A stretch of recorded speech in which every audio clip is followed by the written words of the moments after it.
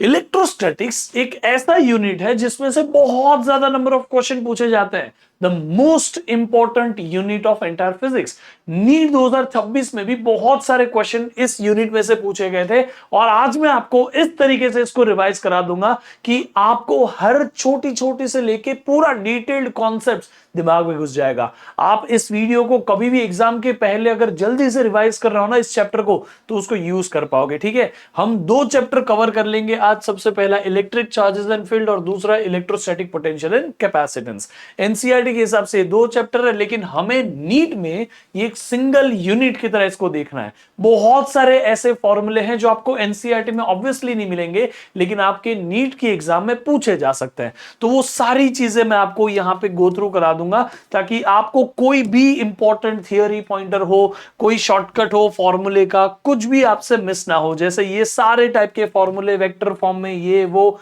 Even कोई भी जो शॉर्टकट्स होते हैं जैसे कैपेसिटर्स के शॉर्टकट हो गए, वो सारी की सारी चीजें आपकी यहां कवर हो जाएगी। मैं आपको अभी दिखा भी देता हूं। ये देखो, सारे रिंग के ग्राफ हो गए। रिंग वाली चीज आपकी एनसीईआरटी में नहीं है। रिंग के एक्सिस पे इलेक्ट्रिक फील्ड एनसीईआरटी में नहीं दिया है, लेकिन आपको आज मैं यहां पे बता दूंगा किस तरीके से उसका ग्राफ बनता है, कहां वो मैक्सिमम होती है। इवन इलेक्ट्रिक फील्ड और पोटेंशियल को साथ में कंपेयर करके भी बता दूंगा, ताकि आपके लिए potential, potential energy, potential gradient, हर एक चीज डिटेल में क्लियर हो जाए। और the best part of this video is going to be capacitors. Capacitors सबसे ज्यादा मार्क्स देने वाला यूनिट, मतलब पोर्शन है इस चैप्टर का। तो आपको कैपेसिटर्स के बारे में बहुत डिटेल में सब कुछ बता दूंगा। हर एक उसके फॉर्मूला, हर कॉम्बिनेशन, डाइलेक्ट्रिक आप ऐसे लगाओगे, देखो यहां पे भी है, डाइलेक्ट्रिक कैसे लगाना है, कैसे नहीं लगाना है, हर एक चीज आपको क्लियर हो जाएगी। ये देखो किस तरह से डाइलेक्ट्रिक होगा तो क्या फॉर्मूला आएगा, बैटरी रिमूव करोगे, कनेक्ट करोगे तो कैपेसिटेंस में, चार्ज में, पोटेंशियल में, इंटेंसिटी में, किस तरीके से कैपेसिटर तो क्या होगा। यहां पे अगर आपने कैपेसिटर ऐसे कनेक्ट किए तो क्या होगा। एवरी डैम थिंग, हर एक चीज आपको क्लियर होने वाली है। So come on everyone, are you guys ready? Let's get started with the complete revision of electrostatics. ठीक है, शुरू करते हैं। हर एक छोटे से छोटा पॉइंटर जो इंपॉर्टेंट है आपकी नीट की एग्जाम में, वो सारे क्लियर कर दूंगा। ठीक है, सबसे पहले चार्ज के बारे में सबको पता है। Charge is the intrinsic property by virtue of which वो इलेक्ट्रिक फील्ड बनाता है। अगर वो चार्ज रेस्ट पे है तो सिर्फ इलेक्ट्रिक फील्ड बनाएगा। चार्ज अगर मोशन में है, यूनिफॉर्म मोशन में है, तो electric field plus magnetic field बना लेता है। और अगर वो नॉन यूनिफॉर्म मोशन में यानी एक्सेलरेटेड मोशन में है, तो अपने आसपास वो इलेक्ट्रोमैग्नेटिक वेव्स प्रोड्यूस कर देता है। इलेक्ट्रोमैग्नेटिक वेव्स कैसे प्रोड्यूस होती है? एक्सेलरेटेड चार्ज से। मोस्टली आपको आंसर एग्जैक्ट ऐसा लिखना होगा कि एक्सेलरेटेड इलेक्ट्रॉन से। ठीक है बेटा, बाकी चार्ज की दो पोलैरिटी होती है, पॉजिटिव नेगेटिव। फिर होते हैं कंडक्टर, इंसुलेटर। और ये कंडक्टर्स क्या होते हैं? कंडक्टर्स जिसमें फ्री इलेक्ट्रॉन इजीली अवेलेबल होते हैं। आपको ना बहुत बच्चों को एक्चुअली फ्री इलेक्ट्रॉन के बारे में सही से पता ही नहीं होता है। सबसे मेटल्स की खास बात पता है क्या है? उनकी आउटर मोस्ट ऑर्बिट के इलेक्ट्रॉन लूजली बाउंडेड होते हैं। बट आउटर मोस्ट ऑर्बिट में जो इलेक्ट्रॉन है ना, उनको बोलते हैं valence electron, just because they are in valence band. अब वो इलेक्ट्रॉन जब आउटर मोस्ट ऑर्बिट यानी वैलेंस बैंड से निकल गए, तब वो फ्री फ्रॉम द एटम हो गए, तब उसको बोलते हैं कंडक्शन बैंड में है वो इलेक्ट्रॉन। और उस इलेक्ट्रॉन को फ्री इलेक्ट्रॉन्स कहा जाता है, जो कंडक्शन में पार्टिसिपेट करते हैं, करंट देने में पार्टिसिपेट करते हैं। तो कंडक्टर्स में बहुत अच्छे अच्छे ज्यादा नंबर ऑफ फ्री इलेक्ट्रॉन्स होते हैं, सिल्वर, कॉपर, एल्यूमिनियम, आपको बताइए। इंसुलेटर्स जो है, insulators are the substances that can not conduct the electric charge, मतलब उसमें फ्री इलेक्ट्रॉन्स ना के बराबर होता है, जो आपको कुछ यूजफुल नहीं होता है, करंट इलेक्ट्रिसिटी में काम नहीं आता। लेकिन फिर भी इंसुलेटर्स बहुत यूजफुल है हमारे एवरीडे लाइफ में। ठीक है, charging by induction, process of charging a neutral body by bringing a charge body. उसके बाजू में एक चार्ज बॉडी रख दो, उसको टच कर दो या नजदीक लेके आओ, अपने आप क्या हो जाएगा? बाजू वाला बॉडी इंड्यूस हो जाएगा उसमें चार्ज, उसमें इंडक्शन हो जाएगा। तो ये एक induction by charge, charging by induction है। बाकी बेसिक प्रॉपर्टीज ऑफ चार्ज तो आपको पता ही, ऑब्वियसली एडिशन हो जाता है, क्वांटाइजेशन में हम कैलकुलेट करते हैं चार्जेस को नंबर ऑफ इलेक्ट्रॉन के टर्म्स में। ठीक है, 2 इलेक्ट्रॉन के मल्टीपल में चार्ज होगा, 10 इलेक्ट्रॉन के मल्टीपल में चार्ज होगा, बिकॉज इलेक्ट्रॉन ही वो एक चीज है जो हम काउंट कर करके चार्ज कैलकुलेट करते हैं। इलेक्ट्रॉन के अलावा कोई ऐसी चीज ही नहीं है जो आपको डे टू डे लाइफ में चार्ज देने के लिए काम करती है, ठीक है बेटा। इसीलिए conservation of charge can neither be created nor be destroyed, just can be transferred from one body to another body, ठीक है। कूलम्स लॉ ऑब्वियसली आपको आता होगा। कूलम्स लॉ दो चार्जेस के बीच की अट्रैक्टिव और रिपल्सिव फोर्सेस के बारे में होता है, और वो आपको कहता है force of electrostatic is directly proportional to product of the charges inversely proportional to square of the distance, where this K is called as Coulombian constant और इलेक्ट्रोस्टैटिक कांस्टेंट, जिसकी वैल्यू होती है 9 into 10⁻⁹ और के अंदर लिखा जाता है 1/4 where epsilon naught is permittivity of free space which is 8.84 into 10⁻⁻12 coulomb square upon Newton meter square। फिर आ जाता है हमारे पास में all practical purpose will take 1/4 is 9 into 10⁹ ठीक है बेटा, याद रख लेना। फिर ना एक होता है कूलम्बियन कांस्टेंट और इलेक्ट्रोस्टैटिक कांस्टेंट जो अभी हमने देखा 9 into 10⁻⁹ वाला, और एक होता है K which is dielectric constant. ये के डाई इलेक्ट्रिक कांस्टेंट है विच इज यूनिटलेस क्वांटिटी, और जो ऊपर हमने इसको के बोला ना कूलम्स कांस्टेंट ये वाले फॉर्मूला में, वो ये वाला के जो है उसकी value 9 into 10⁻⁹ newton metre square पर कूलम स्क्वायर है। This K has a unit, it has a very large value, but this k is a unitless quantity dielectric constant which is a ratio of the epsilon to the epsilon naught, ठीक है बेटा। और इसकी value जो है वो बहुत छोटी होती है, वो 9 into 10⁻⁹ है, और ये 181 ऐसे सारी है। सिर्फ मेटल के लिए ये वैल्यू जो है k की वो इनफाइनाइट होती है, ठीक है, याद रखना है इसको। फिर Coulomb's law in vector form देख ले तो कुछ बड़ा डिफिकल्ट है नहीं इसमें। अगर आप दो चार्जेस की बात कर रहे हो तो इसके ऊपर जो फोर्स है सेकेंड चार्ज पे वो फर्स्ट चार्ज की वजह से है, तो force on second charge due to first charge, force on two due to one. फिर यहां पे फर्स्ट चार्ज पे जो फोर्स है ना force on one due to two है। तो आपको अगर ये फर्स्ट चार्ज की वजह से सेकंड पे जो फोर्स निकालनी है तो force on two due to one, उसको यहां लिखा जाएगा force on two due to one.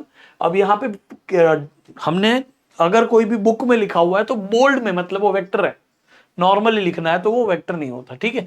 तो ये एक वेक्टर टर्म है F21 bar is equal to 1/4 Q1 Q2 upon R square, वो तो एज इट इज है।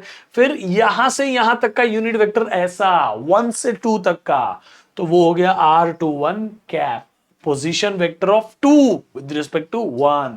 तो ये 2 1 तो ये भी 2 1 रख लो, कोई प्रॉब्लम नहीं, ठीक है। और ये कैप हटा के बार रखना चाहते हो तो यहां नीचे क्यूब कर देना, जो ये बोल्ड में है वो वेक्टर टर्म्स है, तो यहां पे बार है तो यहां क्यूब है, समझ में आ गया।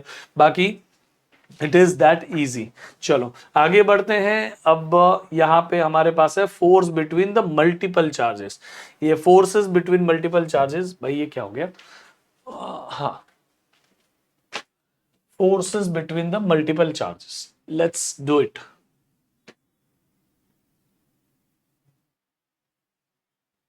Cool. चलो, तो मल्टीपल चार्जेस पे फोर्सेस है तो वेक्टर एडिशन करना होता है, it is as simple as that. एक ही चार्ज पे सारी फोर्सेस पता कर लो, उसको वेक्टोरिकली ऐड कर लो, यहां पे जैसे दिया हुआ है। तो आप में यहां देखो R12 cap, R13 cap, R1n cap, ये जो है वो वेक्टर एडिशन करने के तरीके हैं। आपको सिंपल वेक्टर एडिशन आना चाहिए, मोस्टली आपको 2 या 3 ही वेक्टर ऐड करने का काम आएगा, उससे ज्यादा वेक्टर को ऐड करने बोला भी नहीं जाएगा, ठीक है। फिर ये चार्ज डिस्ट्रीब्यूशन लैम्बडा की वैल्यू dQ/dl होती है, surface charge density sigma dQ/d surface area होता है, और चार्ज डेंसिटी वॉल्यूम में होती है dQ/d वॉल्यूम, ठीक है, change in charge upon volume ऐसा ही। फिर आ जाते हैं इलेक्ट्रिक फील्ड में। What is electric field? Electric field is a region around an electric charge जहां पे इलेक्ट्रिकल फिनोमिना एक्सपीरियंस किए जा सकते हैं। तो इलेक्ट्रिक फील्ड के लिए आपका सबसे फंडामेंटल फॉर्मूला ये है कि अगर कोई भी चार्ज है तो उस चार्ज की वजह से कोई इलेक्ट्रिक फील्ड है, तो उस इलेक्ट्रिक फील्ड में किसी भी पॉइंट पे आप एक छोटू सा टेस्ट चार्ज लेके आ जाओ, वो जो टेस्ट चार्ज है उसकी वैल्यू बहुत कम होनी चाहिए, इसलिए लिमिट Q0 टेंड्स टू 0 लिखा है, क्योंकि आपको Q0 की वैल्यू जितनी हो सके छोटी रखनी है। अब आपके ऊपर जो फोर्स उसने एक्सपीरियंस करी वो फोर्स रख दो, तो फोर्स अपॉन चार्ज, ठीक है, ये जो चार्ज है उसी के ऊपर जो फोर्स एक्सपीरियंस हुई वही ऊपर न्यूमरेटर में लगी है। अब ये इलेक्ट्रिक फील्ड का यूनिट जो है न्यूटन पर कूलम है या वोल्ट पर मीटर है, जैसे आपको याद रखना है, डायमेंशन इज मेंशन्ड हियर। याद रखना ये इलेक्ट्रिक फील्ड बीच में जो सोर्स चार्ज बैठता है उसकी है, लेकिन एक्सपीरियंस कौन कर रहा है? जो टेस्ट चार्ज लाए वो एक्सपीरियंस कर रहा है। बट आपको ये इलेक्ट्रिक फील्ड की वैल्यू टेस्ट चार्ज पे डिपेंड नहीं करती है, वो सिर्फ सोर्स चार्ज, किसने इलेक्ट्रिक फील्ड बनाई उसके ऊपर डिपेंड करती है ना। And the distance from the charge, मतलब चार्ज से लेके उस पॉइंट तक का डिस्टेंस क्या उस पर डिपेंड करता है। Electric field is a vector quantity, याद रख लेना। इसीलिए जब फोर्स की बात करो, इलेक्ट्रिक फील्ड की बात करो, ये दोनों के दोनों केसेस ऐसे होते हैं जहां पे आपको कभी चार्ज की साइन सब्स्टिट्यूट नहीं करनी है, just because they are the vector quantity. Vector quantity में कभी आप चार्ज की साइन नहीं लेते हैं। Electric field due to point charge क्या है? तो आपको पता है K Q upon R square. फिर आपको अगर सारे चार्जेस की एक ही पॉइंट पे इलेक्ट्रिक फील्ड चाहिए तो समेशन कर दो वेक्टोरिकली, और कुछ नहीं। Electric field lines, what are electric field lines? भाई electric field lines are simply a representation of electric field. हम इमेजिन करते हैं, उससे इसको प्लॉट कर देते हैं, that is electric field lines. इनकी कुछ प्रॉपर्टीज होती है, दे नेवर इंटरसेक्ट, और हाँ ये तो आपको ऑब्वियसली आता है। डिफरेंस क्या है? डिफरेंस क्या है कि इलेक्ट्रिक फील्ड जो है वो और मैग्नेटिक फील्ड में डिफरेंस क्या है? इलेक्ट्रिक फील्ड लाइंस हमेशा, मतलब मैग्नेटिक फील्ड लाइंस हमेशा क्लोज लूप में होती है, electric field lines are never in close loop.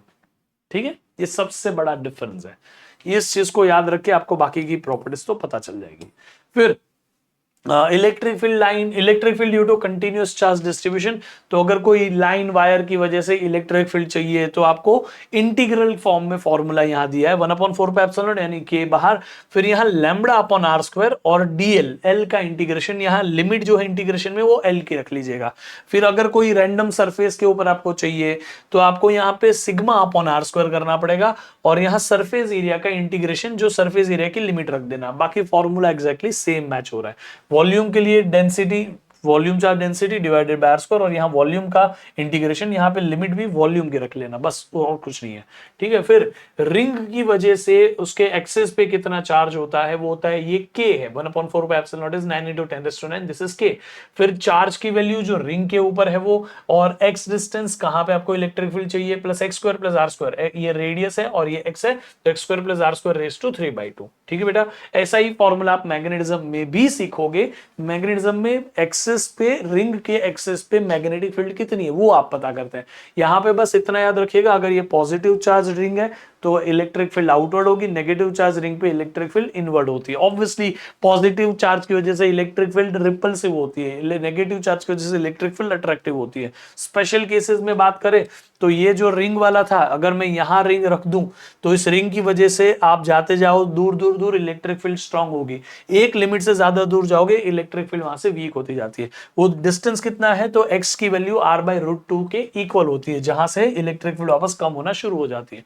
वही एक दो पॉइंटर यहां पे दिए और कुछ नहीं है। ठीक है बेटा, अगर आपने x की वैल्यू बहुत बहुत बहुत ग्रेटर देन r मान ली, मतलब डिस्टेंस बहुत ज्यादा, रिंग बहुत छोटी है, then obviously it will be treated like a point charge. Ring becomes a point charge, then उसी का फॉर्मूला बन गया ये ultimately K Q upon X square. X is the distance, R तो रेडियस तो बचा ही ना, क्योंकि आर को आपने नेग्लेक्ट कर लिया। यहां से देखो इस फॉर्मूला में आर को नेग्लेक्ट करना पड़ेगा, जस्ट सी दिस, आर को नेग्लेक्ट कर लो तो बचेगा क्या, एक्स क्यूब, और यहाँ पे एक और एक्स एक्स कैंसिल कर दोगे तो ये फॉर्मूला बचेगा। ठीक है, देन यहाँ पे x is equal to r/√2 पे मैक्सिमम वैल्यू होती है इलेक्ट्रिक फील्ड। पता कैसे चला? कभी भी कोई चीज कितनी मैक्सिमम कहां है वो पता करने के लिए सिंपल एक काम किया जाता है, that is taking a derivative. पहला डेरिवेटिव लो, वो डेरिवेटिव को इक्वल टू 0 करो, you will get the maxima. समझ में आ गया कि नहीं? हाँ कि ना? तो इस चीज के हिसाब से काम करते हैं, वो मैक्सिमा का लॉजिक है और कुछ नहीं है। और वो कितनी होती है मैक्सिमम, तो यहां मेंशन की है। ठीक है, वैल्यू है डायरेक्टली याद करने की। Potential, potential is work done upon charge. किसी भी चार्ज को लाने के लिए कितना वर्क लगा, divided by the test charge का वैल्यू। ये वही टेस्ट चार्ज है जिसके ऊपर हमने फोर्स एक्सपीरियंस कराई थी। यही टेस्ट चार्ज को लाने में कितना वर्क लगा, वो वर्क डन डाल दो, नीचे चार्ज की वैल्यू, वही टेस्ट चार्ज, तो आपको पोटेंशियल मिल जाएगा। यूनिट उसका जूल पर कूलम होता है। Dimension is given here, it is a scalar quantity whichever quantity you have in a scalar format. जैसे इलेक्ट्रिक, जैसे आपको एक बात बताऊं तो इलेक्ट्रिक पोटेंशियल हो गया या इलेक्ट्रिक पोटेंशियल एनर्जी हो गई, दोनों स्केलर है। इसमें you have to put the charge का साइन, पॉजिटिव है, नेगेटिव है, whatever it is, you have to put it. ठीक है। फिर इलेक्ट्रिक पोटेंशियल डिफरेंस जो होता है वो दो पॉइंट के बीच का पोटेंशियल का डिफरेंस होता है। तो कुछ नहीं है, यहां से यहां तक का वर्क डन रखो, जहां तक का पोटेंशियल डिफरेंस चाहिए वहां का पोटेंशियल, वहां की पोटेंशियल एनर्जी का डिफरेंस या फिर वर्क का डिफरेंस, यहां से वहां तक का वर्क, और कुछ नहीं होता। ये इज जस्ट अ लॉजिक और कुछ नहीं है।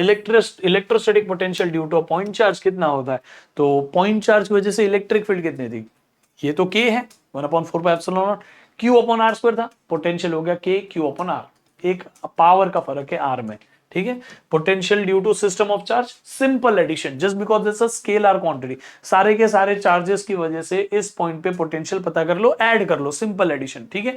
पोटेंशियल एनर्जी में भी वही करते हैं। अब पोटेंशियल और इलेक्ट्रिक फील्ड में रिलेशनशिप भी है, वो रिलेशनशिप है, अगर आपको इलेक्ट्रिक फील्ड निकालनी है, पोटेंशियल का डेरिवेटिव ले लो विद रिस्पेक्ट टू पोजीशन या डिस्टेंस, ठीक है, और उसका नेगेटिव साइन दे दो तो आ गया electric field intensity. Electric field intensity is a negative potential gradient. सुनो वापस ध्यान से, किसी भी टर्म का डेरिवेटिव लेना है डिस्टेंस के साथ में तो इट बिकम्स ग्रेडियंट। स्लोप को भी ग्रेडियंट बोला जाता है because slope is nothing but a change in y with respect to change in x, तो x जो है डिस्टेंस ही तो है, इसीलिए तो ये हो गया पोटेंशियल ग्रेडियंट, माइनस में कर दोगे तो इलेक्ट्रिक फील्ड बन जाती है, ठीक है। इसी तरह इलेक्ट्रिक फील्ड का इंटीग्रेशन जो होता है इट बिकम्स पोटेंशियल, तो वो आपको रिलेशनशिप है। पोटेंशियल ग्रेडियंट निकालने बोला तो इलेक्ट्रिक फील्ड बोल दिया, याद रखना पोटेंशियल ग्रेडियंट वर्ड यूज किया जा सकता है, ठीक है बच्चा। फिर आपको एक और चीज को ध्यान में रखना है, वो क्या है कि electric field is minus of d V by d R. ये रिलेशनशिप आप तभी यूज कर लो जब आपको इलेक्ट्रिक फील्ड पूछी हो, लेकिन कई बार इलेक्ट्रिक फील्ड में ना प्रॉब्लम हो जाती है। Electric field is a vector quantity, doing calculation with vector becomes much difficult sometime, so what to do is electric field का इंटीग्रेशन ले लो, पोटेंशियल बना लो, पोटेंशियल में आगे पीछे सॉल्व करके वापस उसका डेरिवेटिव लेके इलेक्ट्रिक फील्ड बना लो, क्योंकि बाकी का कैलकुलेशन जैसे आप सोचो अगर ये मल्टीपल पोटेंशियल निकाल के आपको ऐड करना है तो एडिशन कितना इजी है, बट वही इलेक्ट्रिक फील्ड निकालना फिर एक ही पॉइंट पे सारे इलेक्ट्रिक फील्ड वेक्टोरिकली ऐड करना, it becomes very difficult. So in this case अगर आपको एक पॉइंट पे इलेक्ट्रिक फील्ड पूछिए सबकी, तो सबकी इलेक्ट्रिक फील्ड को पोटेंशियल में कन्वर्ट कर लो, then just do the addition, simple addition हो गया, फिर वापस पोटेंशियल निकालने का इलेक्ट्रिक फील्ड निकाल लो पोटेंशियल से, समझ में आ गया। फिर equipotential surfaces are the surfaces which have same potential. Equipotential surfaces पे चार्ज इधर से उधर लेके जाओ, वर्क डन लगता ही नहीं है, और इक्वी पोटेंशियल सर्फेस जो है वो इलेक्ट्रिक फील्ड के परपेंडिकुलर होता है, और अगर अलोंग द इलेक्ट्रिक फील्ड जाओगे तो पोटेंशियल रिड्यूस होते जाता है, ये पॉइंटर याद रख लेना। फिर motion of a charge particle in electric field, तो कोई भी इलेक्ट्रिक फील्ड में चार्ज के ऊपर जो फोर्स लगती है वो Q इंटू इलेक्ट्रिक फील्ड की वैल्यू होती है, चार्ज की खुद की वैल्यू और इलेक्ट्रिक फील्ड की वैल्यू, और अगर उसके लिए एक्सेलरेशन निकालना तो F is equal to ma कर दो तो a की वैल्यू निकल जाएगी फोर्स अपॉन मास, फोर्स की वैल्यू QE और अपॉन m। ये एक्सेलरेशन से कोई भी चार्ज आगे जाता है जब उसके ऊपर इलेक्ट्रिक फील्ड से फोर्स लगती है। अब बाकी यहाँ पे अलग अलग केसेस भी रखे हुए हैं कि भाई ये एक पॉइंट, ये दूसरा पॉइंट, वहां पे आप बोलोगे तो यहाँ से यहाँ जाने के लिए वेलोसिटी, एक्सेलरेशन, ये सब potential difference between A and B, तो वेलोसिटी की वैल्यू, ये मोमेंटम की वैल्यू, ये सब यहाँ पे दिया हुआ है in case if you want to find.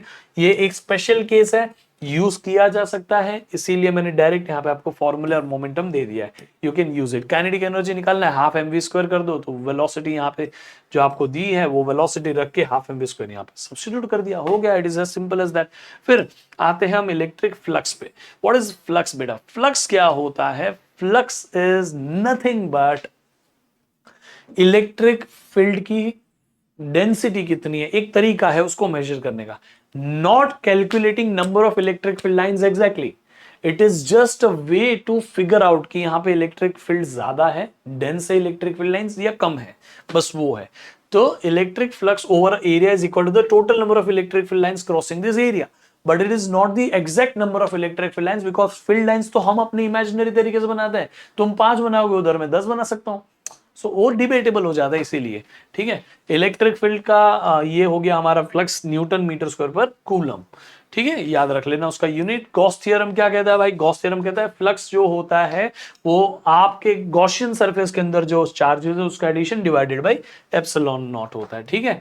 फिर आपको अगर कोई भी चार्ज आपने क्यूब में रख दिया, स्फीयर में रख दिया, गॉसियन सरफेस का शेप और साइज से मैटर नहीं करता, अंदर आपने रख दिया तो एक ही चार्ज है, तो क्यू अपॉन एप्सिलॉन नॉट। अगर मैंने क्यूब बना दिया, क्यूब के से अंदर कहीं पे भी मैंने एक चार्ज रख दिया क्यू, तो उस क्यूब के किसी भी एक फेस से पास होता हुआ फ्लक्स कितना, तो क्यू बाई 6 एप्सिलॉन नॉट। उस क्यूब के कॉर्नर पे रख दिया, कोई भी एज पे कॉर्नर पे रख दिया, तो उस क्यूब के कॉर्नर पे रखने के बाद उस पूरे क्यूब में से कितना फ्लक्स पास हो रहा है, तो क्यू बाई 8 एप्सिलॉन नॉट। अगर मैंने उस क्यूब के कोई भी फेस के, अगर ये फेस है उसके कहीं पे भी पॉइंट पे रख दिया, तो क्यू बाई 2 एप्सिलॉन नॉट। अगर मैंने उसकी कोई भी साइड के बीच में कहीं पे भी रख दिया, तो क्यू बाई 4 एप्सिलॉन नॉट। समझ में आ गया अलग अलग वैल्यू? ये मैं ऑलरेडी करा चुका हूं, बट हाँ आपको पता भी होना चाहिए, तो ये डायरेक्ट याद होना चाहिए। फिर ये एक लाइन चार्ज की वजह से आर डिस्टेंस पे इलेक्ट्रिक फील्ड कितनी होती है, तो मैं आपको बोलूंगा ये फॉर्मूला की जगह याद रखो K2 लैम्बडा बाय आर। 2 से मल्टीप्लाई, 2 से डिवाइड, 1/4 पे एप्सिलॉन हो जाएगा, ये K बन गया K2 lambda by R. It is very comparable and easy to do calculation है, ठीक है। फिर अगर कोई प्लेन शीट की वजह से आर डिस्टेंस पे इलेक्ट्रिक फील्ड बोले तो सिग्मा अपॉन 2 एप्सिलॉन नॉट। अगर दो प्लेन शीट आ जाए, तो दो प्लेन शीट लाइक चार्जेस वाली है, तो बीच में इलेक्ट्रिक फील्ड 0, बाहर electric field sigma upon epsilon not. अगर थिक शीट बोल दे तो उसके भी बाहर electric field sigma upon epsilon not. अगर मैं बोलूं दो अनलाइक चार्ज वाली है, तो अनलाइक चार्ज वाले के अंदर इलेक्ट्रिक फील्ड हो गए सिग्मा अपॉन एप्सिलॉन नॉट और बाहर इलेक्ट्रिक फील्ड हो गए 0, which is a case of capacitor. I hope कि आपको ये सब रिकलेक्ट हो रहा है जो आपने पढ़ा हुआ है ना। फिर आ जाओ आगे, electric field potential due to a ring. Ring की वजह से पोटेंशियल का फॉर्मूला ऑन दी एक्सिस कितना हो गया, ये है हमारे पास में यहां पर। Just a moment guys, this is so electric field intensity कितनी है, electric field and the potential due to charge spherical shell. Surface पे होता है K Q by capital R square. अब K Q by capital R square, ये रहा K Q upon capital R square. अंदर जो है वो 0 होती है इलेक्ट्रिक फील्ड, बाहर जो है वो होती है के क्यू बाई, बाहर जो है वो होती है K Q by small R square. समझ गए कि नहीं?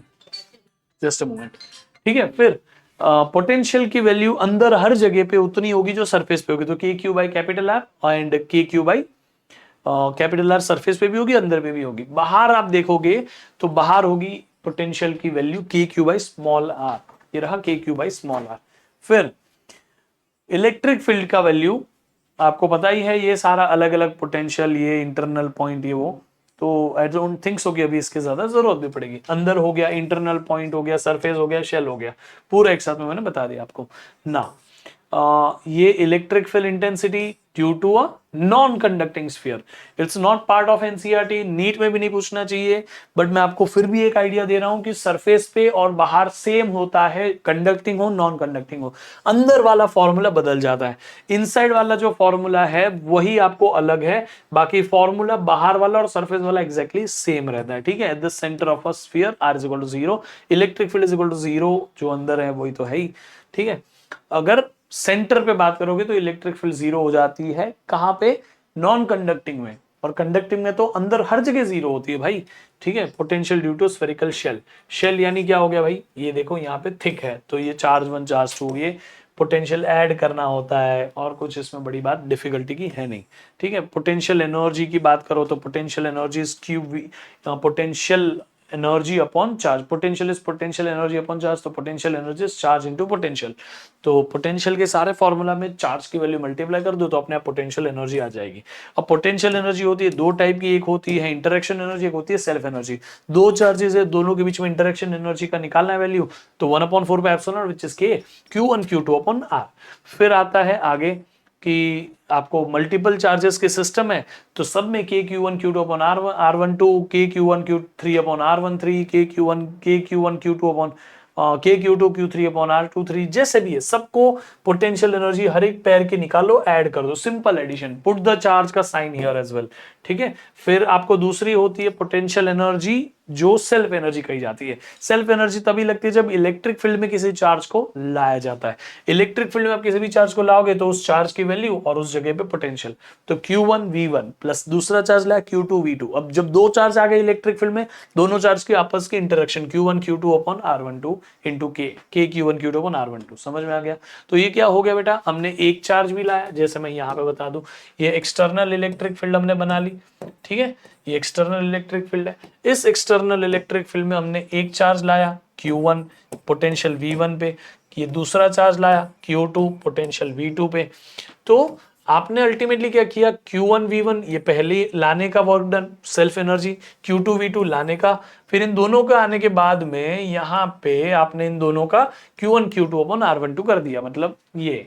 ठीक है बेटा, आई होप कि आपको ये समझ में आया। फिर पोटेंशियल एनर्जी आपको मल्टीपल चार्जेस की निकालनी है, यही तरीका है, सबके लिए आप ऐसे निकाल सकते हो। नाउ इट्स अबाउट डाइपोल बेटा। डाइपोल क्या होता है, व्हाट इज डाइपोल? डाइपोल की बात कर लेते हैं, ठीक है। Let's talk about dipole. Dipole is a pair of charge.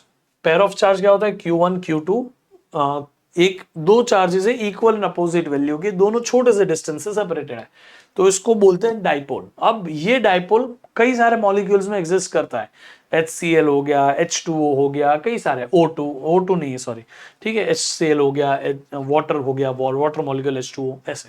फिर इलेक्ट्रिक डाइपोल मोमेंट, उसका डाइपोल मोमेंट यानी turning effect of a dipole when placed in external electric field, वो डाइपोल कितना स्ट्रॉन्ग है उतना ज्यादा टर्न होगा, तो वो हो गया dipole moment is Q into 2A, और उसका यूनिट जो है वो तो आपको पता चल गया, कूलम मीटर हो गया।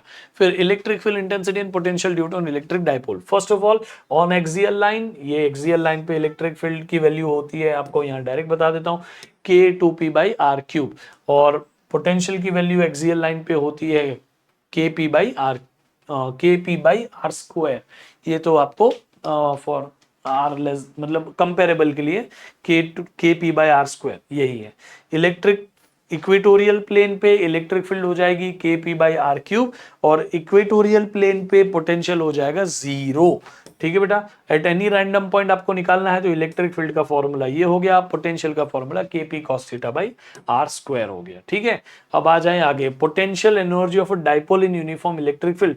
डाइपोल की potential energy in uniform electric field is -P sin θ, आप इससे निकाल सकते हैं, या मैं आपको बोलूंगा -P cos θ2 cos θ1। ये कब, जब आपको बोला जाए पहले हम इतने एंगल पे हैं फिर इतने एंगल पे हो गए, तो θ1 से θ2 के कितना वर्क डन लगा, तो ये θ1 बाद में θ2 पहले, लेकिन तब माइनस साइन रखना जरूरी। अगर ये माइनस साइन नहीं है तो इधर θ1 आएगा, इधर θ2 आएगा, प्लीज याद रखना बेटा, मिस्टेक कर देते कई बच्चे। फिर आपको बोले कि इनिशियली डाइपोल जो है वो ऐसा था, फिर वो रोटेट हुआ, तो उसके लिए यहाँ पे θ1 वाली जो वैल्यू है वो 1 हो गई, कॉस यहाँ पे आप देखोगे तो cos 0 1 करके यहाँ पे डाल दिया, और फिर यहाँ cos θ2 बाद में, पहले डाइपोल ऐसा था फिर ऐसा कर दिया, तो पहला तो आपने 1 कर दिया क्योंकि फर्स्ट केस ऐसा ही है, फिर उसमें आपने cos θ डाल दिया। ठीक है बेटा, मतलब सेकेंड एंगल ही है यहाँ पे cos θ, तो यहाँ देखो माइनस साइन अंदर ले ली तो cos θ1 आगे आ गया, cos θ2 पीछे आ गया, फिर अगर cos θ1 की वैल्यू 1 ही है तो cos θ2 ही cos θ हो गया, इस तरीके से। और दूसरा, अब बोलोगे कि सर इसमें और उसमें क्या अंतर है, ये और ये क्या है, ये है बेटा कि आपको इसका आंसर निकाल के दे दिया, θ1 θ2 इस कंडीशन में, और कुछ नहीं है। ठीक है, फिर आगे चल लेते हैं, torque. Torque is P bar cross E bar, P bar cross E बार, ये टॉर्क हो गया, dipole moment into electric field. ये टॉर्क का फॉर्मूला मैग्नेटिज्म में भी काम आएगा सिमिलर वे में, ठीक है, याद रखना। चलो वर्क डन जो है उसकी बात करते हैं। Work done is PE cos θ1 cos θ2, PE cos θ1 cos θ2। अब ये है वो वर्क डन जो डाइपोल को बनाने के लिए भी लगता है, तो PE1 cos θ2। फिर पोटेंशियल एनर्जी ये हो गई आपके पास में, सेम फॉर्मूला ही है ऑलमोस्ट। फिर dipole in non uniform electric field के लिए आपको फॉर्मूला दे दिया है, कुछ नहीं है, QE1 QE2, दोनों के चार्जेस पे अलग अलग फोर्सेस होगी, वो आपको लेनी पड़ेगी। Then there is electrostatic shielding. Electrostatic shielding क्या होता है, आपने एक कंडक्टर के अंदर किसी भी चीज को रख दिया, कंडक्टर के अंदर तो इलेक्ट्रिक फील्ड 0 बन जाती है, जब अंदर इलेक्ट्रिक फील्ड 0 बन जाएगी तो ओवरऑल क्या हो गया भाई, आपका अंदर इलेक्ट्रिक फील्ड से प्रोटेक्ट हो गया, बाहरी इलेक्ट्रिक फील्ड से अंदर था जो भी चीज रखी हो प्रोटेक्ट हो गई, इलेक्ट्रोस्टैटिक शील्डिंग। आप एक काम करना, लाइटनिंग जब होती है तो आप ना लाइटनिंग के वक्त में कार के अंदर बैठोगे आपको कुछ नहीं होगा, क्योंकि आपका जो कार है वो एक मेटालिक केज यानी इलेक्ट्रोस्टैटिक शील्डिंग कर देगा आपकी, समझ में आ गया, ये हो जाता है। फिर डाइलेक्ट्रिक्स जो होते हैं वो नॉन पोलर भी हो सकते हैं, पोलर भी हो सकते हैं। Dielectrics are simply insulating materials, तो नॉन पोलर भी होते हैं पोलर भी होते हैं। नॉन पोलर यानी वो N2O2 बेंजीन मीथेन, ये पोलर यानी H2CO2 NH3 ये सारे। फिर डाइलेक्ट्रिक कांस्टेंट आपको पता ही है, इसके पहले ही कराया। पोलराइजेशन की वैल्यू जो है, polarization is electric susceptibility into electric field, and ये मैग्नेटिज्म में भी आप पढ़ते हैं मैग्नेटिक ससेप्टिबिलिटी के टर्म्स में। यहां पे हो गया K is equal to 1 plus chi. फिर आ जाता है capacitors. Capacitor is an amazing concept. Capacitor is a device which is used to store huge charge. ठीक है, चार्ज स्टोर करता है। कैपेसिटर हमारा पोटेंशियल भी कांस्टेंट मेंटेन करके देता है। कैपेसिटेंस की वैल्यू होती है चार्ज अपॉन पोटेंशियल। कैपेसिटेंस के यूनिट जो होते हैं फैराड होते हैं, छोटा यूनिट है माइक्रोफैराड, उससे भी है मिली फैराड, पिको फैराड, ऐसे भी है। तो वो कन्वर्जन यहाँ पे दे दिए। कैपेसिटेंस का डायमेंशन दिया हुआ है।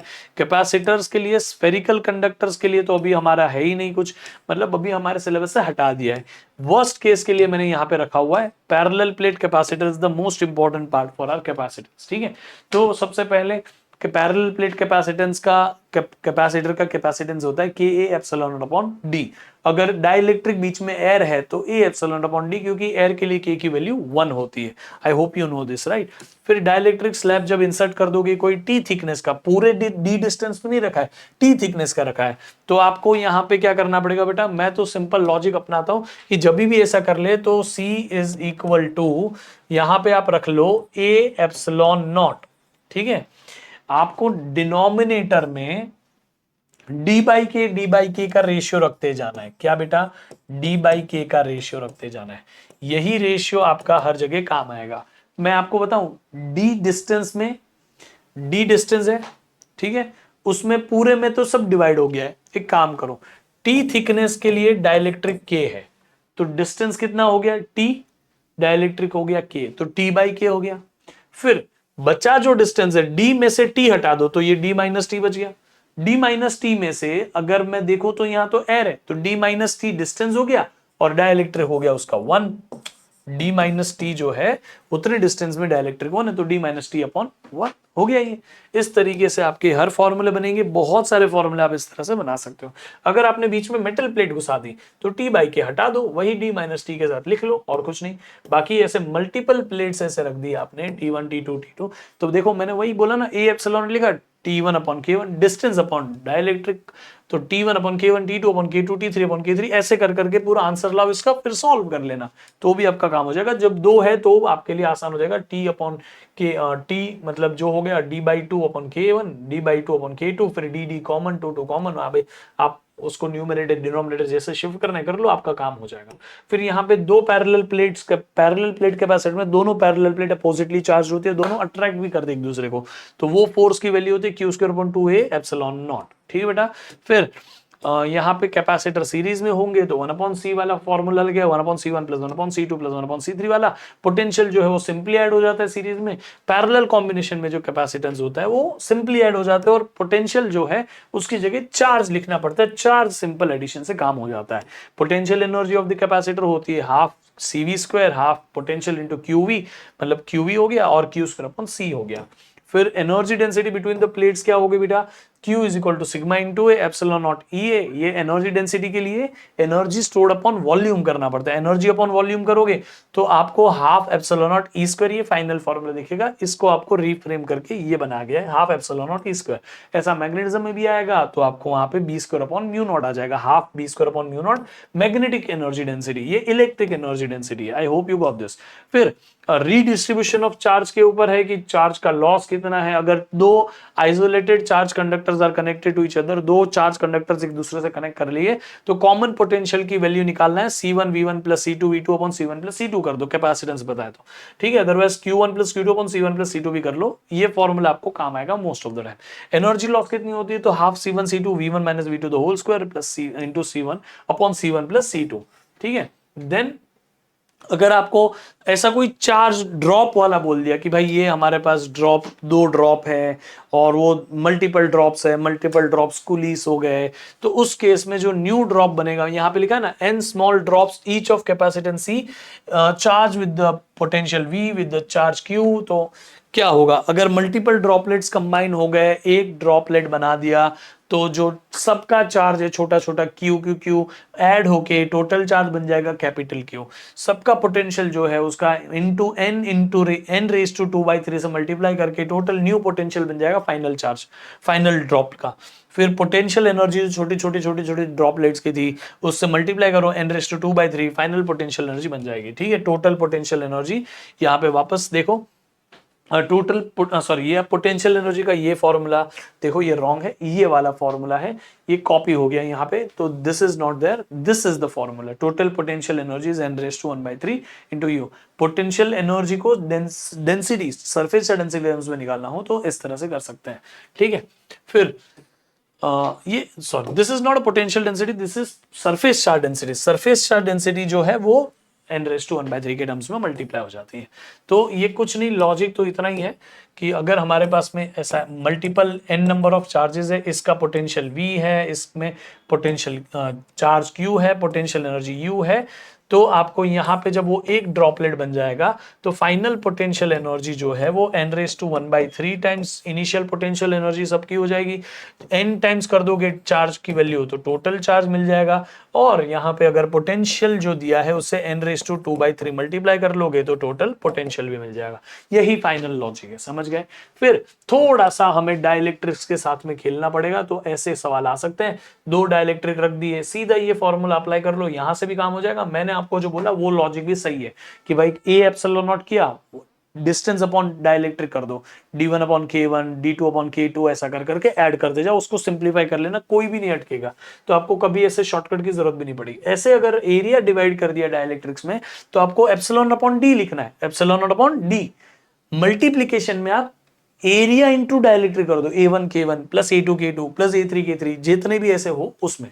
ठीक है, आपने बीच में मेटल घुसा दिया तो मेटल का डाइलेक्ट्रिक कांस्टेंट इंफिनिटी होता है, तो आपका सीधा कैपेसिटेंस भी इंफिनिटी हो गया।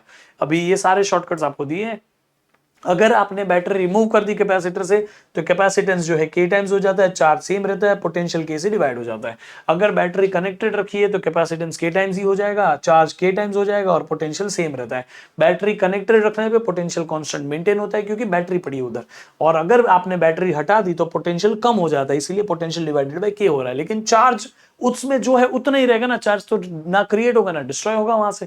इसीलिए इंटेंसिटी के जो वेरिएशन है, एनर्जी जो है अगर बैटरी रिमूव कर दी तो डिवाइड बाय के हो जाएगी, पोटेंशियल एनर्जी भी डिवाइड बाय के हो जाएगी। इंटेंसिटी जो है यहाँ पे आपकी सेम रहेगी अगर आपने बैटरी कनेक्टेड रखी, और पोटेंशियल एनर्जी बढ़ती जाएगी।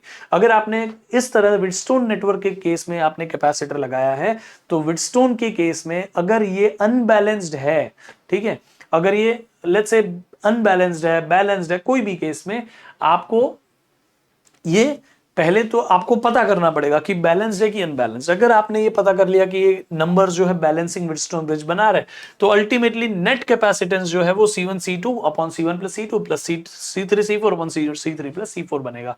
कैसे बनेगा बेटा, ये जो दोनों ऊपर बन रहे मतलब ये दोनों सीरीज में है उसका आंसर, प्लस ये दोनों जो सीरीज में उसका आंसर। समझ में आ गया, इस तरीके से काम चलता है। बाकी सीरीज और पैरेलल का यहाँ पे डिफरेंस दिया हुआ है।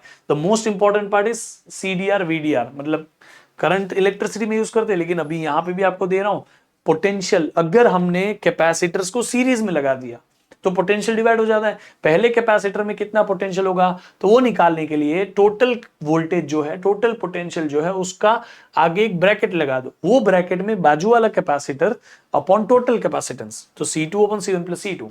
ऐसे ही C potential across capacitor C2, मतलब अगर मैं बोलूं ये इस कैपेसिटर के अक्रॉस पोटेंशियल कितना है, तो V2 की वैल्यू टोटल वोल्टेज का एक फ्रैक्शन होगा, वो फ्रैक्शन में ऊपर आएगा next capacitor C1 upon C1 plus C2। ऐसा दो कैपेसिटर के लिए ही ये फॉर्मूला दिया है। ठीक है, अब आपको वैसे ही चार्ज, अगर पैरेलल कॉम्बिनेशन में आपने दो कैपेसिटर लगाए हैं तो पहले कैपेसिटर में कितना चार्ज है, तो वो टोटल चार्ज का कुछ मल्टीपल है, वो मल्टीपल हो गया खुद का चार्ज अपॉन खुद का capacitance upon total capacitance C1 upon C1 plus C2। ऐसे ही Q2 सेकेंड चार्ज की वैल्यू जो है वो Q into Q2 C2 upon C1 plus C2 हो जाएगा, यानी ये हो गया C2 upon C1 plus C2। अगर मैं बोलूं सेकेंड दो ही है, तीसरा नहीं है, तो इसके अक्रॉस चार्ज कितना है, ये C2 upon C1 plus C2 into total charge. समझ गया, ये है करंट डिवाइडर रूल या चार्ज डिवाइडर रूल जैसे आप बोल सकते हैं। बाकी ये कुछ शॉर्टकट्स है आपके लिए रखे हैं, पढ़ लेना। ये नोट्स आपको मैं टेलीग्राम पे भिजवा दूंगा, टेलीग्राम लिंक इस डिस्क्रिप्शन में रखी है, जरूर देख लेना। Thank you everyone, bye bye, see you, take care guys.